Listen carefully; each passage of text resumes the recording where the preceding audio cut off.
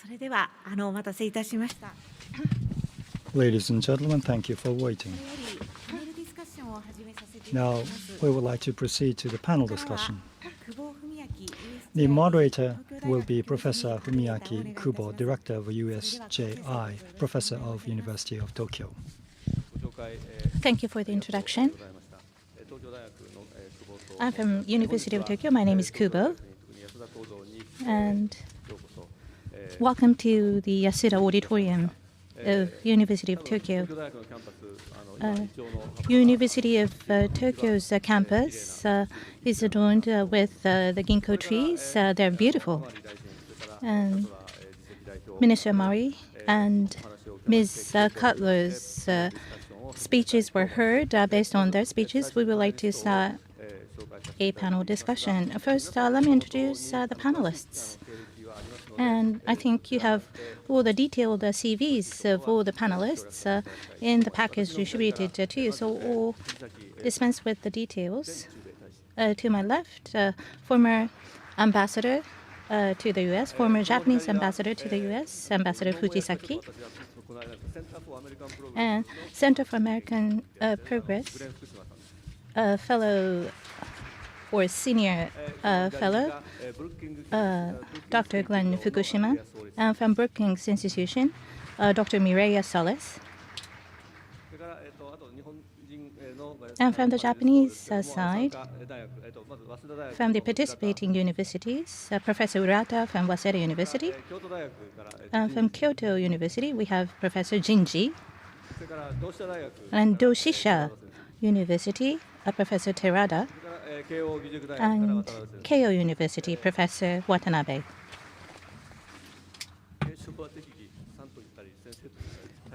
I may mess up with the titles. I may say son or ambassador or professor. I hope the panelists will forgive me for getting the titles confused. TPP agreement was struck. We're pleased with that. For the sake of Japan, free trade is going to be very crucial. That's been my belief all along. So deregulation in Japan, to promote that and to enhance competitiveness of our country, TPP is vital, I've always thought.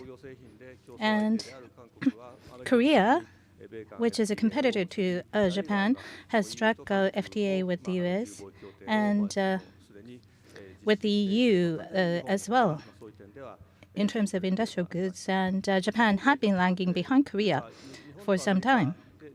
Between Japan and the US, US-Japan FTA would be a nice idea, we've thought. And I don't know what the US people think about this, but having an FTA or EPA between Japan and the US alone, would the US government be enthusiastic about that? They perhaps would not be, I thought. And because TPP creates such a large market of different countries, the US was motivated to move from early on. Under DPJ's administration, the Japanese government did indicate interest in participating in TPP negotiations, was not, however, able to have inter-party agreement. So now that the TPP was agreed upon with Japan included, it's something that we should be happy about. So we were losing in a baseball game, 0-3. We're at the bottom of the ninth, and finally there was a home run made by the Japanese team. So in the very last moment, we were able to turn around and be successful. Premier 12 in the baseball championship, Japan was defeated by the Korean baseball team, but at least in the TPP talks, Japan made last-minute a decision and was able to clinch victory, if you will. TPP has security implications, not just economic ones as well. Will China join the TPP ultimately? And it's not just trade that's at stake, it's finances as well. AIIB that is set up by the initiative of China. How should we view China's initiative on AIIB? That is another topic that we would like to cover in the discussions today as well. First, I would like to turn to Ambassador Fujisaki for introduction and to raise some issues to be discussed in the panel discussion. Now, after Ambassador Fujisaki's comments, rather than asking for panelists to make 5 to 10 minute presentations, I would like to ask questions of the panelists, and I ask the panelists to respond to the questions I raise. That is how we would like to conduct the panel discussion. There are so many members on the panel. I ask the panelists to keep their comments to within 3 minutes. I'm sure you can go on and on for 3 hours or so, but if you could please kindly be concise and keep your comments within 3 minutes. Each time I ask a question and give time to other panelists as well. Ambassador Fujisaki, please.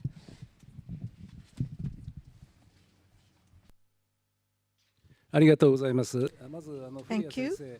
First of all, Professor Furuya, I myself and relationship with USJI, you have been very kind enough in referring to that. When I was in the United States, there was something I have left behind that I have given the name for the USJI. Maybe that is to my credit. I have been given 10 minutes or so. I hope that I will not be able to go overboard. And smartphones are indeed very convenient. I have just switched on the stopwatch function. The brochure have already been given in advance, but you do not read necessarily, but just come at the time when the seminar begins. But as a panelist, I'm sure I myself and everyone that have read carefully the intent of the symposium, as well as what is being asked of you. But if I give you a routine way of raising questions, that would be boring for you. So I should be rather challenging. That Japan and the United States are taking the lead and trying to create a very ambitious and high standard agreement. But then the AIIB, as led by China, tried to loosen up and perhaps complement or supplement the very rigid the institutional frame which exists. There seems to be juxtaposition of these two other separate issues. And it seems that the President Obama is trying to follow through on that. Because for TPP, that we cannot really ask China to join in the rules making. So the rules of the making competition between the U.S. and China, that seems to be the structure given as an overarching theme for this panel. But I don't think that is true. What I think is to try to enhance the level of the TPP. It just coincided with the establishment of the AIIB. The bigger question for us is how to respond to the rise of China today. From the 1990 to 2014, the Japanese defense expenditures have grown by only about 1.2 to 1.3 times. On the other hand, China has grown by 10 times. From 2000 to 2015, Japan has not doubled, so almost the same level, but for China it has grown by more than 10 times. So there is significant rise of China. So how should the world respond, the international community respond to such rising China? There seems to be two mistaken arguments today. One is the Deng Xiaoping's the keep a low profile and do not show off. That kind of argument has been discarded by China. And what Professor Graham has been saying, that Thucydides, the trap, that as that Athens have gone for the Peloponnesus, the war with Sparta, there seems to be two arguments. But the mistake of the former is China, because in 1979, there was a war with Vietnam. So even though China was trying to keep a low profile, but never to miss the opportunity, when a show of force is necessary, the force should be actually shown. So that has never changed for China. And the third CCD trap, the error of this, Professor Graham's the logic, to try to look at everything with a power balance from geopolitics. But rather, what is happening today is the whole world is trying to grapple with the new China, the rise of China newly, how to respond. And there is at the bottom the battle of values, the freedom of speech, freedom of expression, as we see in the United States, is shared by all the other countries. But China has never been able to come up with a value, a system which could be the more universal. I was with Ms. Cutler in Singapore, and Professor Graham was there as well, and I have argued with him because I thought that his theory is quite flawed in this regard. Now, that China is rising, is protruding itself.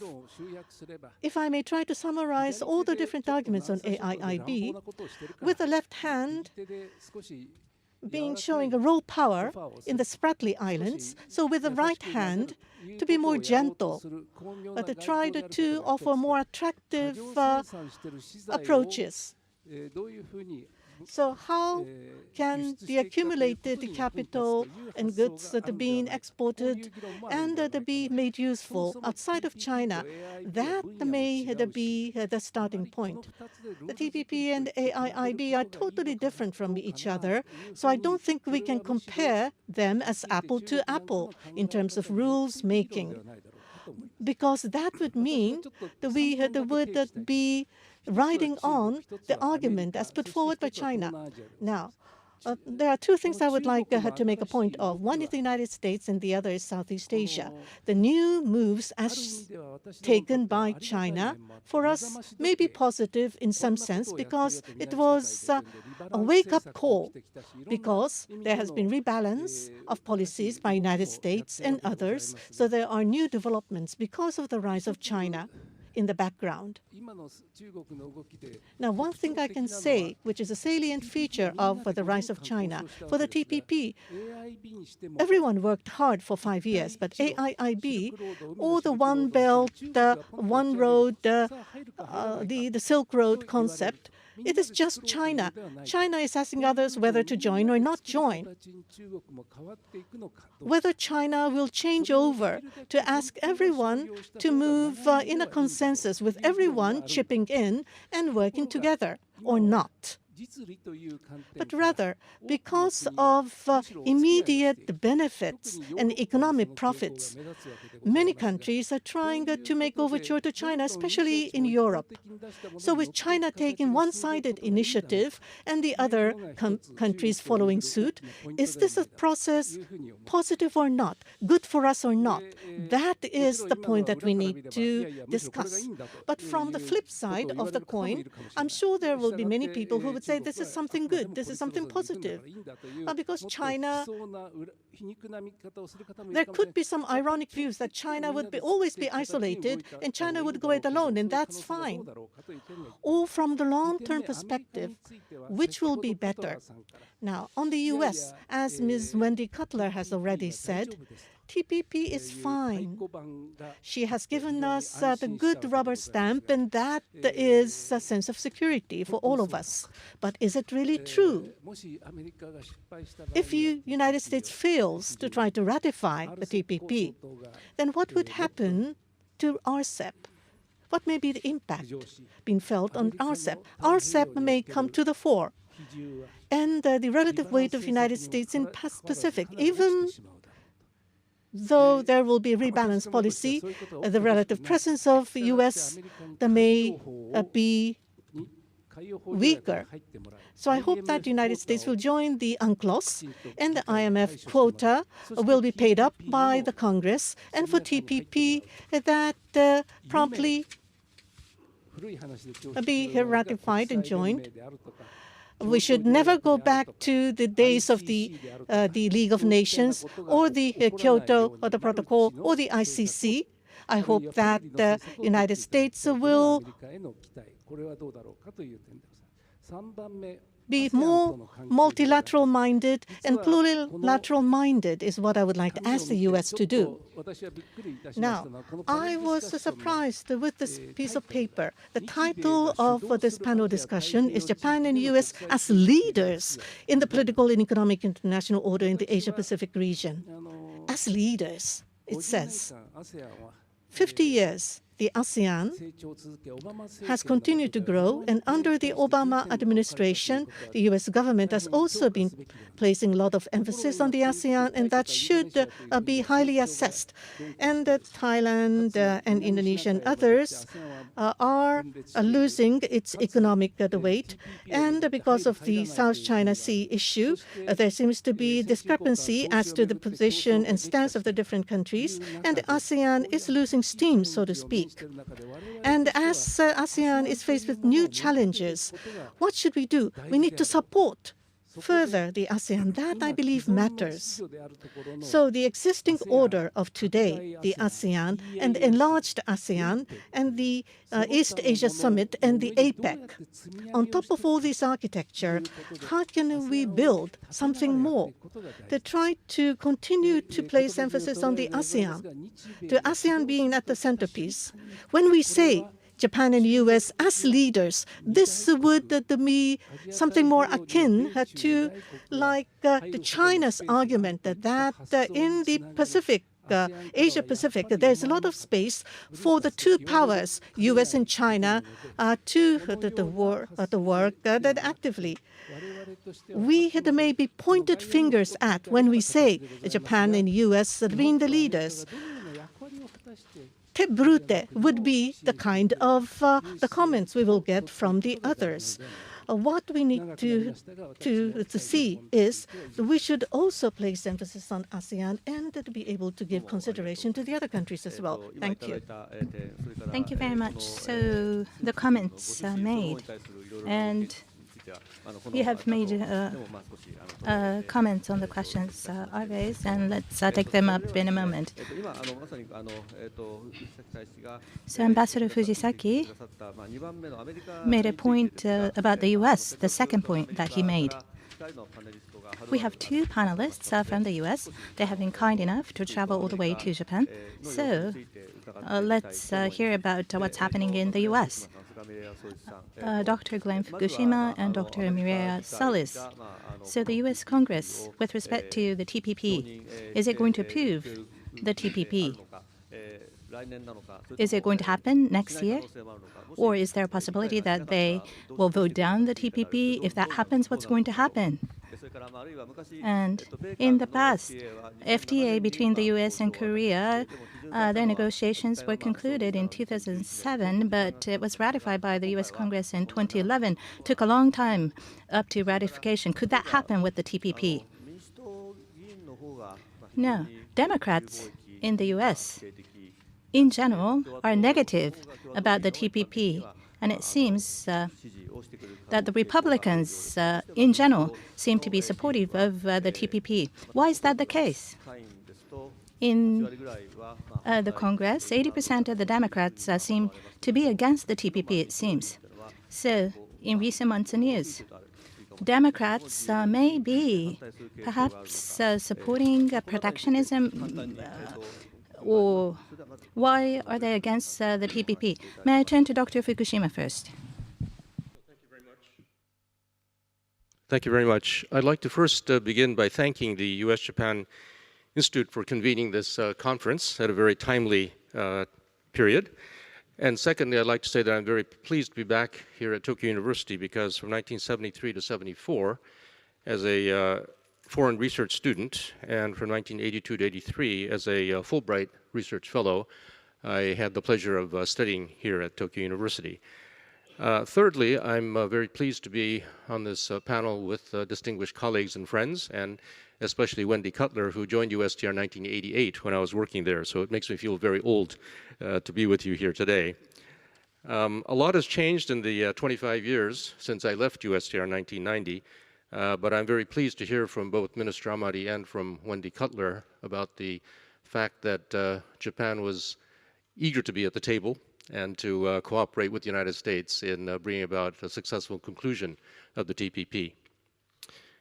So with that as a general opening remarks, I'd like to turn to the Chairman's questions about the United States. With regard to congressional approval of the TPP, there are various views in Washington, as you might imagine. Those of us who are in favor of TPP are optimistic that the agreement will be approved by the Congress sometime next year.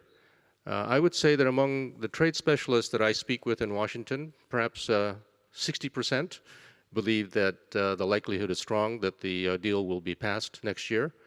But there is a significant group who are concerned that there is enough opposition, both among Democrats and Republicans, that would make it difficult for the TPP to be concluded next year, and therefore it will be postponed until the new administration, which takes office in January of 2017.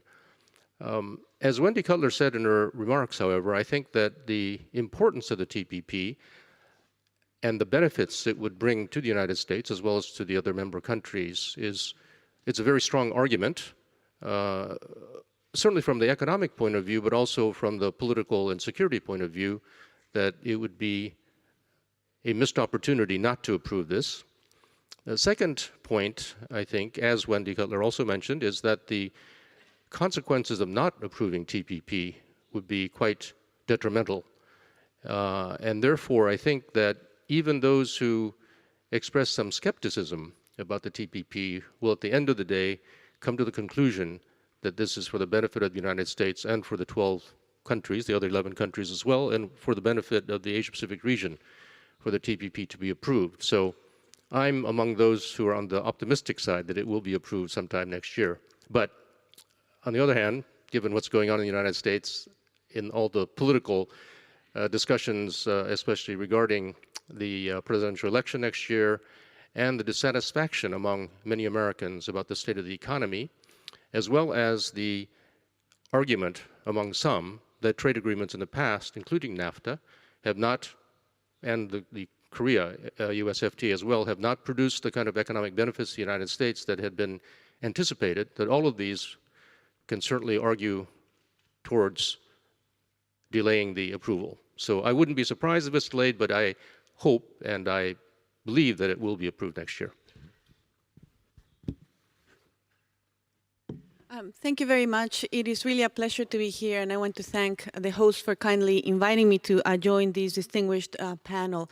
And Kubo-sensei, you started with perhaps one of the toughest questions, but one that I understand is in everybody's minds. When we think about the future of the TPP, we know that the ratification procedures of the TPP require that the United States both come to the finish line.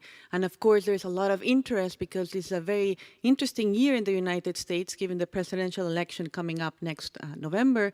We know that this changes very much the discourse, this changes the incentives of politicians, and therefore we all wonder what's going to happen. So let me just give you a little bit of why I think the process is going to be complicated. I think we're going to see, and we're already seeing in the United States, the most heated discussion on the merits of trade agreements in a generation, and why I think also that I'm optimistic at the end will come through and the TPP will make it through Congress. It's going to be an ugly, messy fight, but I think, again, the consequence of not doing so would compromise the credibility, the standing of the United States in the world stage. So very much hoping that that's not, we don't go into that scenario. So why it's complicated?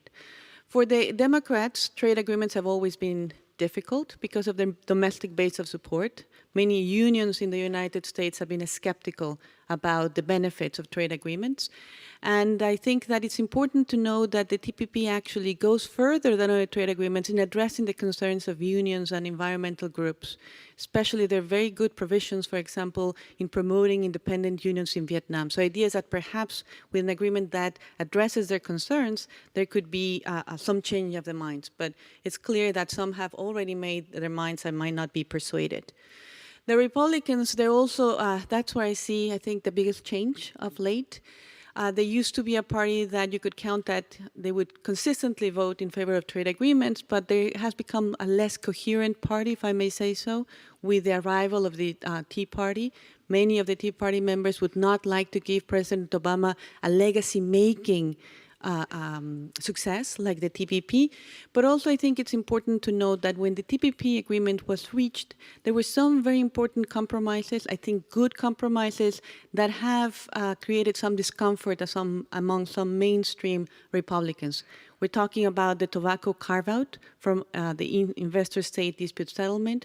We're talking about the rules on biologics that Minister Amari also made reference to, and the financial services sector are not very happy either with some of the localization issues in the E chapter. So that has created concern and as to whether the key allies of President Obama, especially in the Senate, where key figures from the Republican Party are needed to bring the agreement to a successful conclusion, will they come through? That's another thing that adds to the uncertainty. And finally, the fact that we're talking about a vote in the middle of a presidential election year, but also there are going to be congressional primaries that run from May through September of next year. And it's very difficult sometimes for politicians to make these very tough votes in that climate. You were asking about potential timing, and I know you want us to be very brief. I think the idea is whether this could happen perhaps after the International Trade Commission submits its report. That's expected mid-May. So maybe a summer vote or a lame duck session vote. Ideally, this could take place sooner rather than later, but it could be that we go all the way into the lame duck session. Some people feel that's too risky. That's a very short session. And we don't want to go there, but it could definitely a possibility. Thank you. Thank you very much. There's one other question I would like to ask of the U.S. panelists, and I would like to ask Dr. Solis to start. Well, you heard what Ambassador Fujisaki and Dr. Fukushima said. TPP has national security implications, it's often pointed out, or rebalance to Asia. TPP could be one of the pillars behind that concept of rebalancing to Asia. Rebalancing to Asia signifies a large policy change on the part of the U.S. So China factor, especially in the U.S. When they decide how was national security considered in the context of TPP? How important has it been? And Dr. Fukushima, if you could follow up on that. Hillary Clinton, in recent months, has made comments about the TPP. Well, as State Secretary, she did promote the TPP. But as a presidential candidate, although with some conditions, she in general has indicated that she's against the TPP now. So this may sound controversial, but Hillary does not have strong opponents within the Democratic Party. So I think she has the leeway to promote the TPP and educate the members of the Democratic Party as to the virtues of the TPP. She can afford to do so. And so why is she against the TPP now? If she wins in the presidential elections, would she revert to her old position of supporting the TPP when she wins as president? This may indicate that the situation within the Democratic Party is very complex. But Dr. Solis, please. Thank you very much. Quite definitely. When we're talking about a mega trade agreement like the TPP, we're not just focused on the economic benefits, as significant as they are. Clearly, there is a geopolitical rationale, and that's why it's so important to the U.S. Foreign policy. The TPP, I think, is the make or break component of the so-called Asian rebalance. The way I think about the Asian rebalance is as having two legs. You have the military angle, but you also have the economic integration proposal. And if you don't have the two legs moving forward, then that means that you're just trying to make progress very slowly in a lopsided fashion. So I think that the TPP is very compelling because it puts forward a platform for a win-win shared economic prosperity. And I think that Asian countries have reacted very well to that. I think that from the point of view of Japan, it's in Japan's national interest that the United States remains a committed Pacific power. And this is one way in which actually the United States can send a very eloquent message as to how important this region is for the United States, and therefore how much it wants to be present in drafting those rules.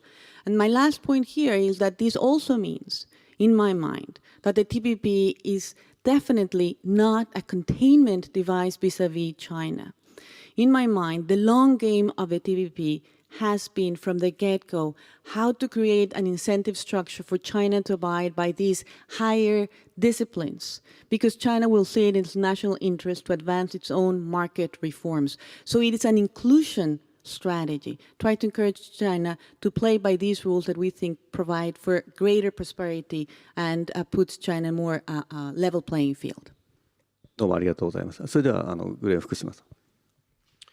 Thank you very much, Mr. Fukushima, please. I agree with what Mira Solis has said, although I don't know whether TPP is a make or break deal. Even if under a certain circumstance the TPP deal is not approved, I still think there is ample opportunity for the United States to be able to exercise leadership in focusing on the Asia-Pacific region simply because of the economic importance of the region as well as the strategic importance. So I think TPP is very important, but I guess I don't see it quite as a make or break deal. It is true that the national security dimensions of TPP are in the minds of many Americans, and I agree that it's not a way to contain China, but actually to incentivize China to reach higher standards, higher levels. And so I think that the China factor is important, but I think it is actually a positive factor, not a negative factor. With regard to your question about Secretary of State Hillary Clinton and her stated positions on the TPP, I certainly can't speak for her or for her campaign, but based on the public statements that she's made, I think the media have been a bit simple-minded in characterizing her statements because her position, I think, is more nuanced, more subtle than is often portrayed. I think she said repeatedly in public forums that there are three tests for her for the TPP. One is, does it create jobs? A second is, does it increase wages? And third, does it enhance America's national security? And her stated position has been that based on what she knows about the agreement at this point, she doesn't believe that the three requirements have been met, and therefore she does not support the TPP. However, I think that there is still flexibility in her position, and so I don't think it's accurate to say that she is flat out opposed to the TPP. With regard to your question about the Democratic Party, it is the case that there are many progressives in the Democratic Party, especially those who are close to labor unions, who have taken a negative position on the TPP for a variety of reasons. They believe that it doesn't adequately address certain issues about labor rights or environmental rights or about currency manipulation and other issues. And I think there is a strong argument being made by opponents that previous trade agreements, as I mentioned before, like NAFTA and the Korea FTA, have not produced the positive results that had been anticipated. So I think that it is still a rather controversial issue, and not only in the Democratic Party, but also in the Republican Party, as was mentioned by Mireya, that there are quite a few people in the Republican Party, especially on the Tea Party side of the party, who are opposed to agreements such as the TPP. So I think given the fact that even many people who took a leadership position in supporting the NAFTA are now in the position of opposing TPP, that it's understandable that I don't believe that any of the presidential candidates at this point have come out strongly and vocally supporting the TPP. And I think it shows the degree of skepticism and dissatisfaction in the American public towards the general economic situation of the United States, as well as the potential impact of an agreement such as the TPP. But all of us know that what people say in presidential campaigns is one thing, and what people do after they're elected is another thing. So I think we'll just have to see how things go. But I think the situation is fluid, and I wouldn't necessarily project into 2017 what one hears in the presidential debates in 2016. どうもありがとうございます。安倍政権も2012年12月の Abe administration in the lower house elections, they were in general against the TPP, against trade liberalization. I think the focus was rather on the opposition side, and so that may happen in any democracy. Thank you for waiting. Now I would like to turn to the four panelists from the Japanese side. The same questions to you. TPP, according to some newspaper, has an economic effect of increasing GDP by 1.6%. So how advantageous is the TPP going to be for Japan and the Japanese economy? In terms of strengthening Japan and U.S. relations, what benefits can the TPP offer in terms of strengthening bilateral relations? And what are the drawbacks or the demerits, the defects, shortcomings of the TPP, if there are any? So three questions, and may I ask the panelists to be brief in their answers. Professor Urata, please. Thank you. It is my honor to speak before you together with the other panelists. Thank you very much. 3 points. The first point, TPP's impact on Japan's economy. TPP is going to be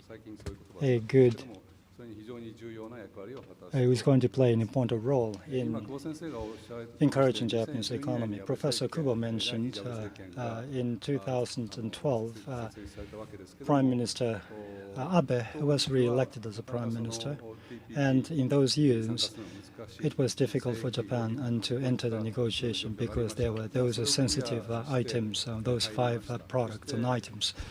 But despite this, it entered the negotiation, and for the first arrow and the second arrow, the macroeconomic expansion policy, it delivered some results. But when it comes to the third arrow, growth strategy, the government was not able to shoot this arrow. So in that sense, the participation in TPP negotiation played an important role in pushing forward the economic agenda. And TPP agreement is now in place, and by going forward, how it is going to be implemented will come into force, as has been discussed by the other panelists, the United States and other countries, how they are going to approve the deal. And if this goes smoothly, then it will definitely have a good and positive impact on Japan's economy. From the 2 viewpoints, one thing, as has been mentioned, the market of the member countries are going to be opened up. They are going to serve as an export market from the viewpoint of Japan, and it is also a market from the viewpoint of investment. Japanese corporations will be able to make more investments. As has been known, the aging of the population and the declining of birth, against this background, Japan's domestic economy is struggling to grow. So that means the exports will be incentivized by the TPP. This will definitely have a positive impact on Japan's economy. The Japanese market is also going to open up, and as a result, there will be more imports from other countries, and more corporations are going to start business in the Japanese market. That will create positive the competitive pressure in the Japanese economy. And that means that Japanese corporations are going to increase efficiency. Unfortunately, the farm market faces a very difficult situation from the viewpoint of opening up, and Minister Amari and the negotiating team did a lot of job. However, I think that the oil market has to be open. Of course, it is a difficult task, but the market should be open fully so that the agricultural sector is going to be exposed to competitiveness, and that will raise competitiveness. Now, turning to the issue of a U.S.-Japan relationship, I'm not an expert in international relations, but if you allow me to say a few comments, I think the TPP negotiation was led by the United States and Japan and resulted in the success of the negotiation. From that viewpoint, I think TPP played a great role from the viewpoint of the bilateral relations. So with this, good relationships strengthened going forward, the economic integration and framework in this region, FTAP, more specifically, is going to be another area of cooperation between the countries, in particular in designing the pathway. Now, that all the markets should be fully open in the framework of TPP. Other countries fully open their market. Of course, it would take time, but in the case of Japan, as for the farm products, only 80%. In total, 95%. That is the only apply to Japan. So going forward, I think Japan should also open fully, should promise and to fully open the market so that it would give an opportunity for Japan and to reform the agriculture sector. This is the only point of regret. Thank you. Then Professor Jinji, please. Thank you. First of all, I would like to thank the host and sponsors for inviting me here to this panel. First of all, for the effect of the TPP, I do agree almost everything that Professor Urata has said. In terms of growth strategy for Japan, TPP will be highly relevant for us. So, on the whole, I believe there will be positive impact from TPP, but when it comes to specifics, of course, there are different perspectives, and as Minister Amari here have said, there will be estimations being given as to what may be the effect on the economy. Now, it was mostly focusing on the static effect when you come up with the estimation of what may be the impact on the economy. But there are problems to do with that. When it comes to new types of trade agreement, you need to look at dynamic effect apart from the static effect. And I very much hope that the new estimations would also include a dynamic fact, which I do not know for sure. As Minister Amari has already said in his keynote speech, when trade and investment are to be liberalized, new innovations could be introduced. And within the global economy, there will be spillover of ideas and innovations with such dynamic effect. A static effect will be far outgrown by the dynamic effect, but it is very difficult to measure such concrete effects. So perhaps the estimation to be given may not include the dynamic factors, but I would like to watch closely because there will be long-standing and lasting effect to be felt from the TPP. In terms of bilateral relationship between the United States and Japan, as several speakers have already pointed to, Japan and the United States should have had our own bilateral FTA at a much earlier stage. But when it comes to Japan and US, for our two major economies, it was very difficult. But with the 12 countries coming together for TPP, and Japan and US also included, that we were able to have this FTA this time around is something very important and relevant for all of us. Now, my last point, the disadvantages and concerns over the TPP. As Ambassador Fujisaki had have already pointed to, what about ASEAN? The question of ASEAN, I believe this is quite significant. Let me explain. As you may know, the ASEAN, at the end of this month, on the 31st of December, they will launch the ASEAN Economic Community, and economic integration will further progress amongst the ASEAN members. But when it comes to TPP, there are ASEAN countries who have joined, and there are others who have not yet joined. So there's a division amongst the ASEAN member countries. And as Minister Amari has already mentioned, it is not connecting the dots, but rather to think in terms of two-dimensional wide area for the trade agreements going forward. So for the wide area, perhaps FTAP, the FTA for the Asia-Pacific, is something to the advantage for all the countries. But the Japanese businesses have already established the supply chain network in the ASEAN, and looking at the ASEAN as a whole and try to think about the division of labor, specialization amongst the different countries. But on the other hand, the TPP is a divisive element, those who have joined and those who have not. So the disadvantage of TPP is that whereas the ASEAN has been trying to establish the whole supply chain network on the whole, what would be the effect and impact coming from the TPP is something questionable. About the RCEP, which is led by China, as often is said, but for the RCEP, all the ASEAN member countries have already been joining the RCEP process.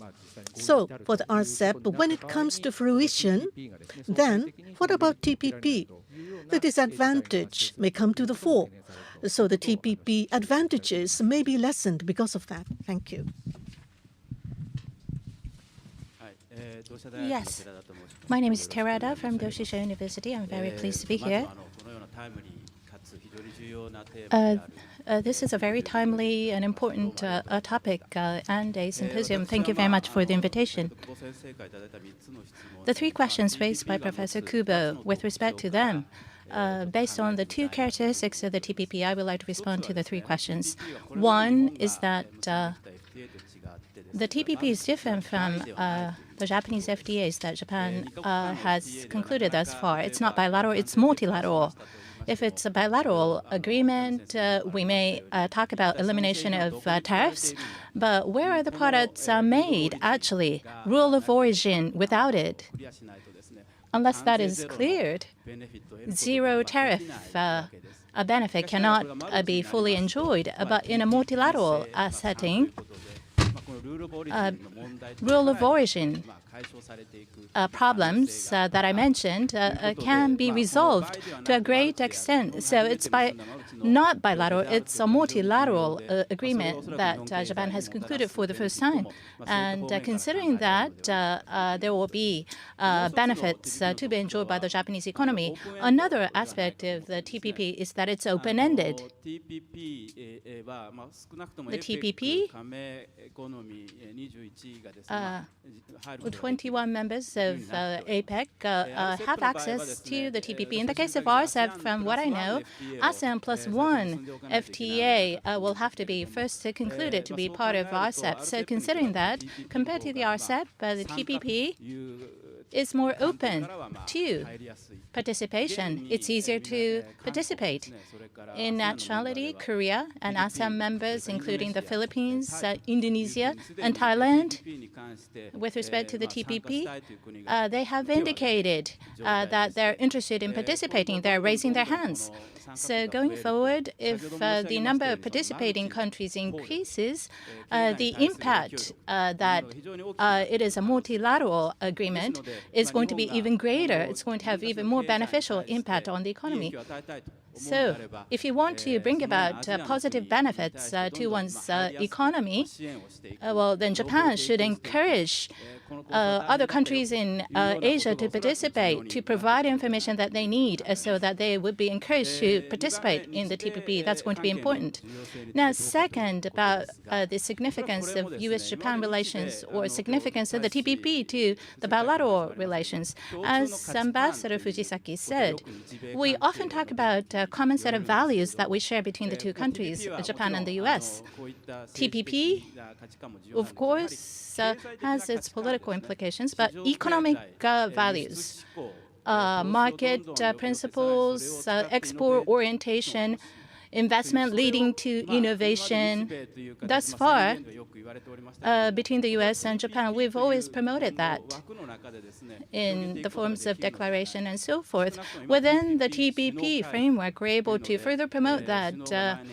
We have summit meetings for the TPP. At times of APEC meetings, summit meeting is organized for the TPP, and many issues are discussed as common issues amongst the parties. And Japan and the U.S.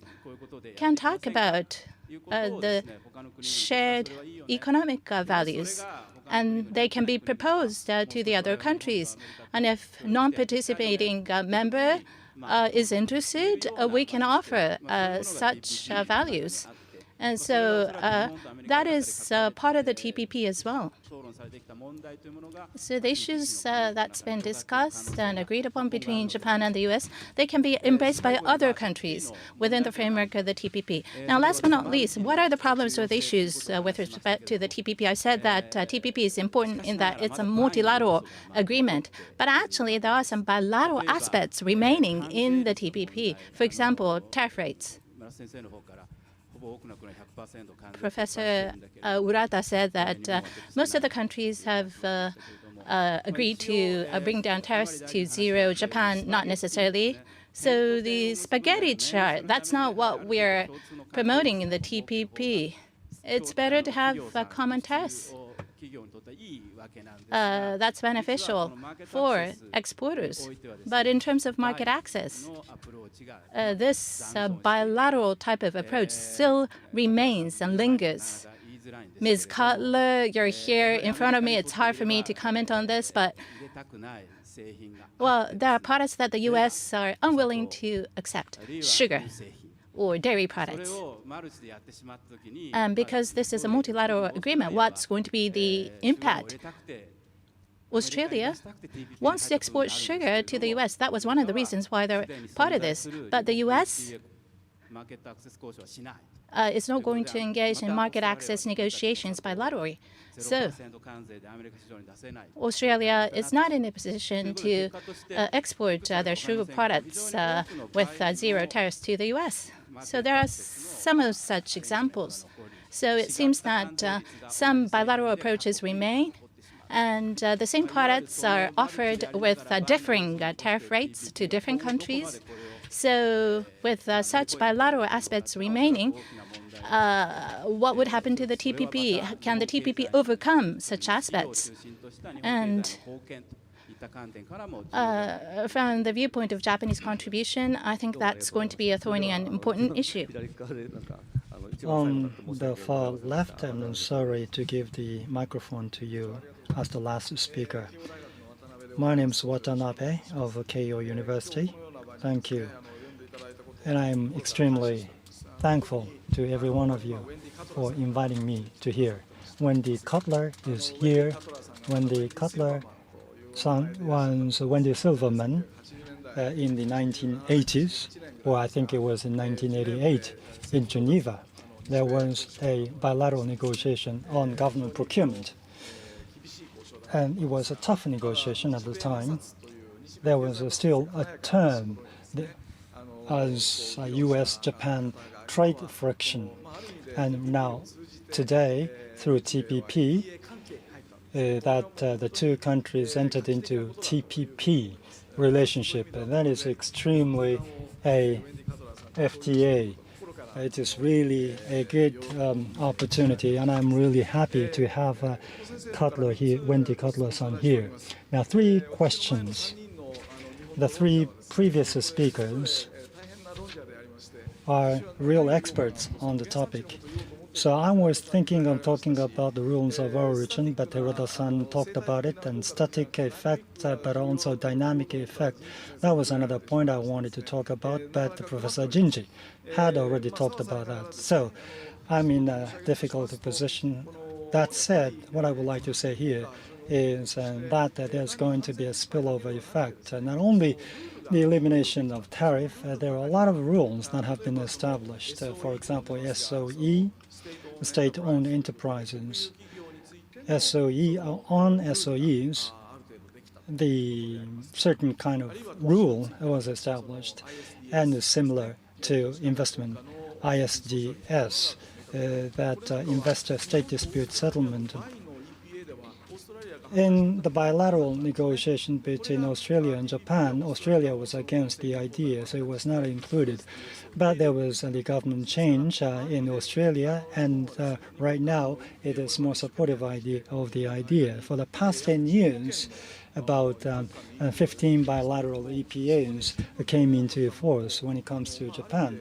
But the things that were not incorporated in those bilateral FTAs, new things were acquired. For example, the automotive-related tariff for the Vietnamese market, 80%, as high as 80%, but over 3,000 liters, there's going to be a possibility of the elimination in 10 years' time. And so, on top of those bilateral FTAs and EPAs, there is an additional value when it comes to TPP. And from the viewpoint of rulemaking, I think there's a lot of advantage, 1.6% impact, a positive impact on the GDP, but the evaluation should be beyond that kind of simple calculation. And the value chain is going to be securely established under this framework. This is for one thing I would like to talk about in responding to the first question. The second question, bilateral relations with the United States. As has been mentioned, for many years, joining the GATT in 1955. Since then, fiber and textile, ball bearings and steel and shipbuilding and home electronics, color TV sets. So as Japan's economy progressed, the leading products were the areas where the trade friction happened between the two countries. But now with the TPP, there is a set of rules, including the dispute and settlement, that carries a lot of significance. On the military side and the political side, we have the security pact, but it is going to serve as an economic security pact through this TPP. This also carries a great importance. TPP as an economic security. The disadvantages or drawbacks of the TPP, I don't think there is none from the viewpoint of Japan. Now, beef and pork, in the agricultural sector, we have a lot of difficult problems. But in some sense, by exposing the agricultural culture and other sectors into international competition, we can expect those industries and sectors to grow. Therefore, my conclusion is that there are no disadvantages. But as Professor Terada mentioned, there are bilateral aspects. There should be the unified schedule of concessions, but that has not been in place. Therefore, we have to still make further efforts to realize that. The systemic advantage of a TPP, which I would like to talk briefly about, that means if there is only one TPP, then it is going to be the ultimate regionalism. So, TPP needs to be open to other regions.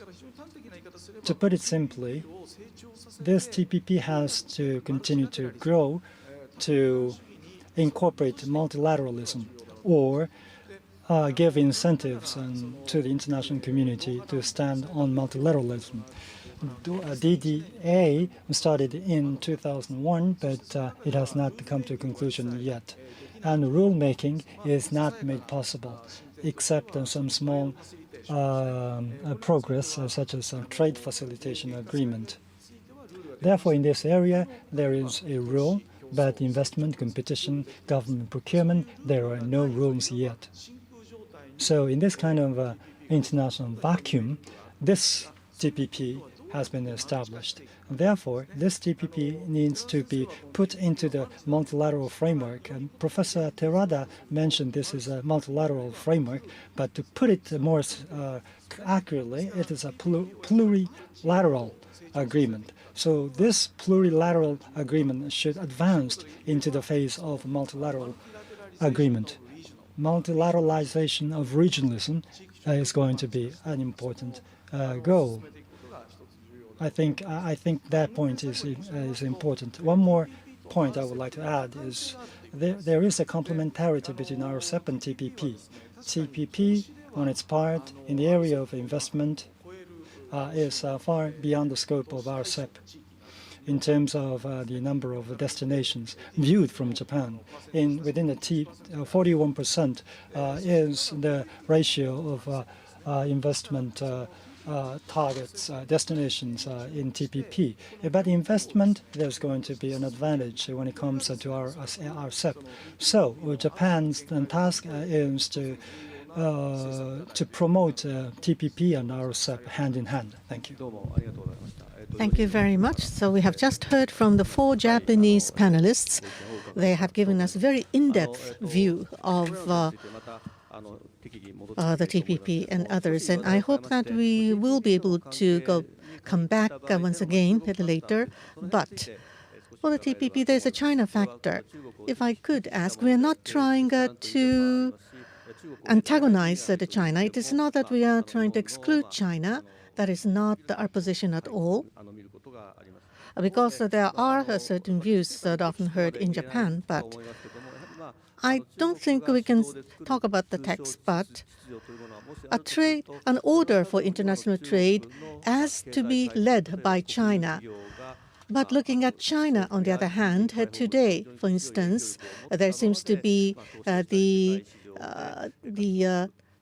PLA still having a lot of influence from the government, or that the SOEs are rampant, and that intellectual property rights are not being adhered to or complied with, and investment rules and climate often changes, and in an arbitrary manner, which is detrimental to the order for investment. But for U.S. and Japan, perhaps could exercise a leadership, and that was what we have seen in TPP.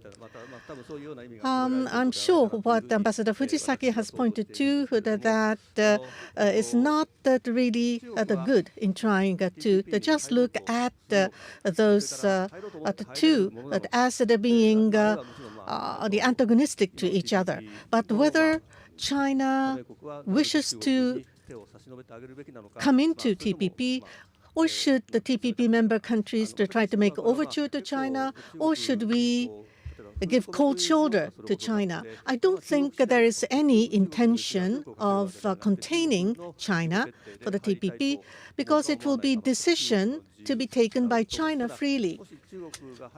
But if China wishes to participate, China should go through certain process of reform. And the centerpiece of that would be the SOEs. But what I often hear from the experts in China, but under the Xi Jinping regime, the SOE reform is half-cooked. They may not be able to go to a thorough reform. Then the precondition for China to join the TPP may not be there at all. So although I am a layman when it comes to the question of China, but that is the feeling I have right now. And I would like to hear the reactions from the panelists. If I could start from the farthest, from myself. If you have any comments to make, please, Professor Watanabe. And in the reverse order, please. Well then, I'm the first speaker on the China issue. Let me share with you my thoughts.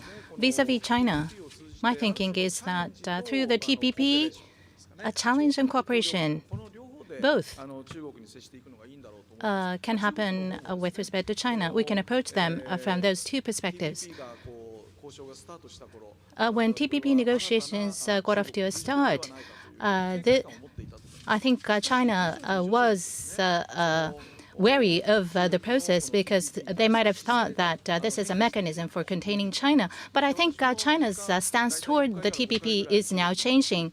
I go to China myself 45 times a year, and most of the times I engage in TPP discussions with the Chinese counterparts when I go there. And what I realize is that in China as well, there are like-minded people who want liberalization or global rulemaking. There are those with whom we can share our thinking. So what is important is not look at China as being monolithic and antagonize them. There are those who are like-minded people, and I think it's important to support them to the extent we can. Rare earth and rare metals, China has decided to restrict exports of those products, and they lost in the WTO forum. And as they went through that experience, they learned the global trade rules, I think. So there are those like-minded people who are supportive of such global rules within China, and it's important to bring them on our side going forward. Regarding the FTAs, Zhang Wenlin, he's famous in FTA talks in China, Zhang Wenlin. China will have to join the TPP one way or the other in the future, perhaps not right away, he said. But what is important is that the RCEP and TPP, the two need to be complementary to each other. That was what he said on NHK when I joined him on a program. So that's what we need to support. So we need to raise that challenge as well as offer cooperation to China with respect to the TPP. That's important in my mind. Professor Terada. Thank you. I think regional order from that viewpoint, cooperation and competition, these are the two concepts I always employ when I write articles. As Professor Watanabe mentioned, I think my argument point does concur. If I may make a direct answer to the question, I think in the near future it may be difficult. There are two reasons. First, TPP for for China, is not the single solution, mega FTA. There is RCEP, which involves 16 countries in the region, and there is a trilateral FTA. There was a summit meeting, and one of the big issues was this Japan, China, South Korea FTA. So there is one option available to China to join the TPA, but it would be easier for China to choose a path and to concluding bilateral FTAs and others, because there's going to be a lot of areas for changing rules. For example, by joining TPP, the labor issues is for one, and the right to organize a trade union, and whether that is going to be permitted to SCOEs, and more specifically, child labor is going to be a big issue, which is included in the TPP. So whether China is ready to swallow that kind of a demand, and so that it can demonstrate that it is going to comply with the same rules as adopted by Japan and the United States, there are going to be a lot of repercussions that would take place in China, and it would may undermine the legitimacy of the one-party rule of the Communist Party. So which one is to be chosen? I think the domestic stability is going to be the priority it would choose. So in the longer term, there is possibility, but right now, immediately, it may be difficult for China to choose it.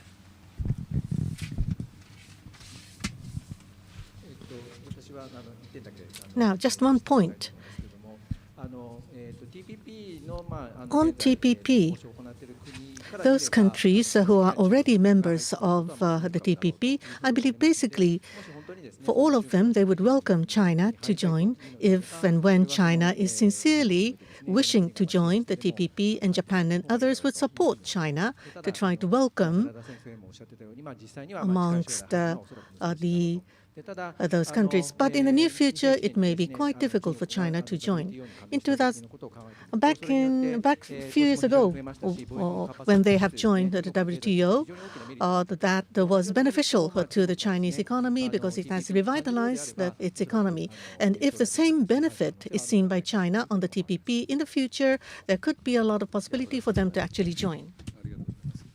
Professor Urata, thank you. China to join the TPP, when that happens, inclusive of Japan, well, the TPP parties, TPP members will benefit from that. As Professor Jinji said, that will create global benefits if China can join the TPP. And I say so because of supply chains. China plays an important role in supply chains. And once they join the TPP, or if they're not to participate in the TPP, then that in itself is going to be a disadvantage in terms of supply chains. If they join, that problem can be resolved. Dr. Sulia said that China, if it can play by the same set of rules and compete on the same set of conditions, once they join the TPP, that should be greatly appreciated.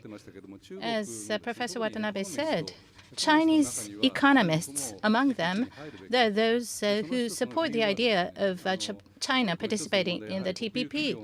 Well, one of the issues China is facing is the inefficiencies of the SOEs. In order to resolve that problem, one approach could be for China to join the TPP. So that's one thing. And China, in recent years, is engaged in increased FDA, foreign direct investment in countries, and is extending FDI. And it's now one of the top countries engaged in increased FDI overseas rather than inbound investment. And they will not be discriminated against if they become part of the TPP framework. So once they join the TPP framework, it will be bringing advantage to China, considering that their FDI is increasing. And I think the number of people who understand that in China is also on the rise. So in the future, I think the chances of China joining the TPP are quite high. Now, at this moment, it may be difficult for them to do so. That's perhaps because of SOEs, some other people have said, and data disclosure. Data disclosure, given the current status of data disclosure, it's going to be difficult. So unless these issues are overcome, they may not be able to join. The panel discussion then should finish by 4:55. I'm sorry about that. I'm sorry. It should be 3:55, and we have to make a break. Take a break. But I hope that you will make a brief comment. The Solo-san and Fukushima-san and Fujisaki-san. Would you please talk briefly about my questions? And in the following question and answer session, we're going to take more time. Thank you, Kubo-san. I'll try to be very brief. I think that the question of how China will position itself vis-a-vis the TPP is a critical and central issue. I am perhaps more optimistic than other panelists. I share Shu's views that it is going to be very, very beneficial for China in the long term. I don't think anybody is assuming that China can join very, very soon. But why I think this might be in the cards? I know it's an uncertain outcome, but why would make the case that we can perhaps expect movement in this direction? First and foremost, because I think we have seen responsiveness in China's trade policy vis-a-vis what happens in its surrounding areas. And I think it's very clear that when Japan was making very strong signals about joining TPP, that there was a very important recalibration in China's trade initiatives. So much so that initiatives in the past that looked as stalled, I'm talking about the disagreement between China and Japan on the ASEAN +3 or ASEAN +6 blueprints for East Asia integration. Actually, China decided to endorse the 16-member trade grouping that eventually became RCEP. China also decided to accelerate the negotiations of the trilateral Japan, China, Korea. So clearly, China follows very closely TPP and can recalibrate its policy. There's also established precedent with the WTO accession. It was a long haul for China to achieve these. Someone made a comment the other day that China had to change something like 3,000 pieces of legislation in order to conform to the WTO. But China saw these as in its national interest to push forward its economic reforms. I think that would be the expectation.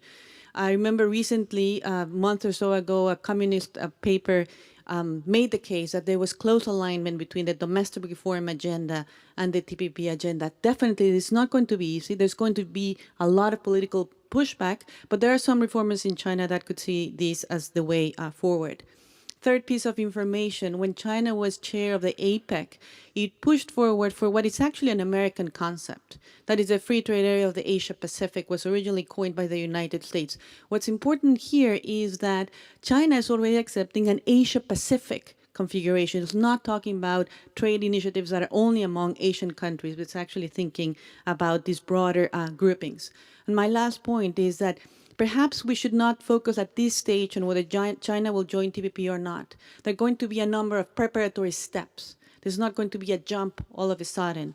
So an ambitious outcome on the bilateral investment treaty with the United States, an ambitious outcome on the trilateral negotiation with Japan and South Korea would also be beneficial. And therefore, these other steps that Wendy mentioned, with China's trying to upgrade its existing FTAs, those would point towards greater capability on undertaking these more ambitious trade negotiations. Thank you. Well, I don't have too much to add, but I would say that just as Professor Watanabe mentioned that there are diverse views within China about TPP, I think it's also the case that within the United States there are diverse views about China generally, and also about the benefits of China entering TPP. I would imagine that in every one of the countries, among the 12 countries that are members of the TPP, there are different views and competing forces within each of those countries about the pros and cons of China entering the TPP. So I would imagine that, as the other panels have mentioned, that it's not realistic to expect that China would, within the next few months or maybe even within the next couple of years, express interest in joining TPP. But I do believe that in the longer term, China will come to the conclusion that it is in its own best interest to join the TPP. So I anticipate at some point in the future, not sure exactly when, that China will start to make movements towards wanting to join, expressing interest in joining TPP. And I believe that the other member countries will also come around to the conclusion eventually that it is in the best interest for China to join. So I do anticipate in the future China joining, but it'll be a long and probably messy and perhaps controversial process.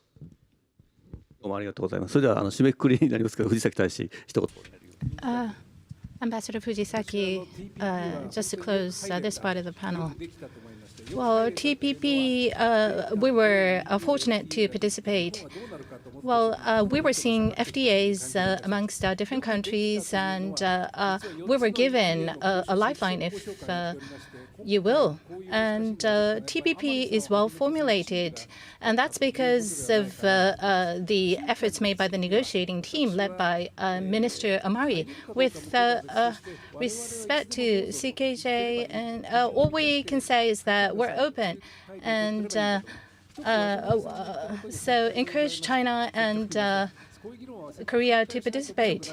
Well, I should be the devil's advocate. Otherwise, it's not going to be interesting. Well, it should be made multilateral.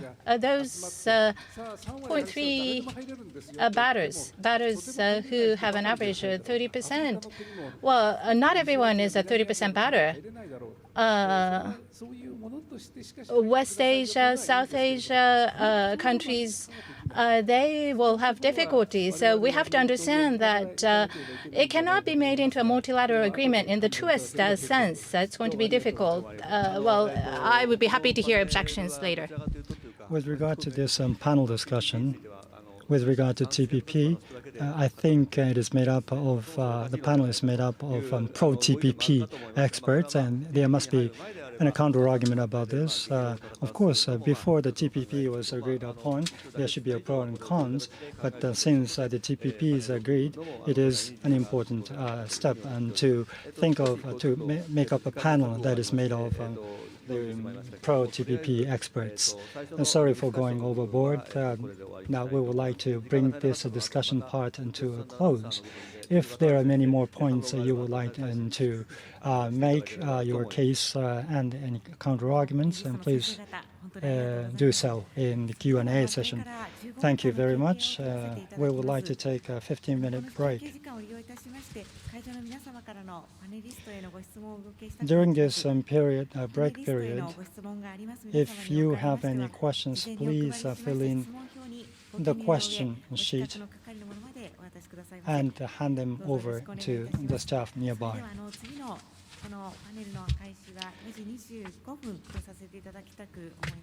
At 4:25, the following session is going to start.